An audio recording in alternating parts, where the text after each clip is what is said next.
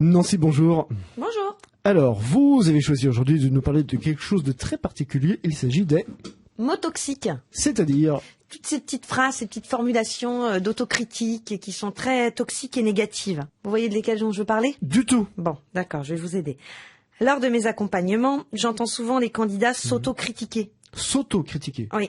Je suis nulle, je vais pas y arriver. C'est vrai? Oui, oui, tout à fait. C'est bizarre, ça. Ou utiliser fréquemment des expressions négatives comme « Ah, c'est compliqué. Là, ça va pas le faire.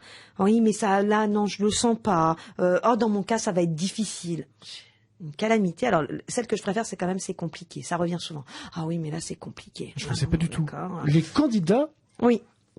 On est dans l'accompagnement, hein. Attention, on recadre l'animateur. On n'est pas dans l'entretien de recrutement.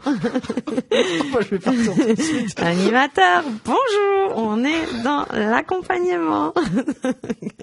Donc oui, lors d'accompagnement, quand je demande aux gens pourquoi, par exemple, ils n'ont pas postulé à des offres d'emploi cette semaine. Ah, ça a été compliqué. Ah oui, mais non, mais ça va pas le faire. Je peux pas répondre. Bon, voilà.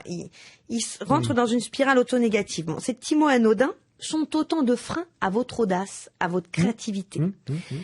Non, ce n'est pas toujours si compliqué qu'il y paraît. Cela dit, certaines situations demandent de la réflexion, de la patience, de l'organisation pour contourner les difficultés. En fait, dire que c'est compliqué, c'est très facile. Voilà, il n'y a rien de plus facile de dire que c'est compliqué. Par contre, essayer de se dire c'est compliqué mais je peux y arriver, C'est ça. là, ça fait appel à d'autres ressorts. Vous voyez où je veux en venir? Oh, il a l'air de voir. Oui, d'accord. J'espère que vous voyez, messieurs et mesdames les auditeurs. Donc, ces petits mots toxiques deviennent vite une habitude, mais aussi une excuse pour ne pas faire. Parce qu'après tout, quand je dis oh là là, C'est compliqué, je ne pense que je ne peux pas y arriver. On Voilà. ne fait pas, on ne se bouge pas trop. C'est ça. Exactement. Si je vous donne une recette de cuisine et puis que vous l'accueillez en disant oh là là, c'est compliqué, vous allez la faire ou pas? Non, Voilà. Ça donne pas envie. c'est ça. Ça met C'est pas ça, en c'est train. ça, c'est ça. Ça met pas en train les motivations.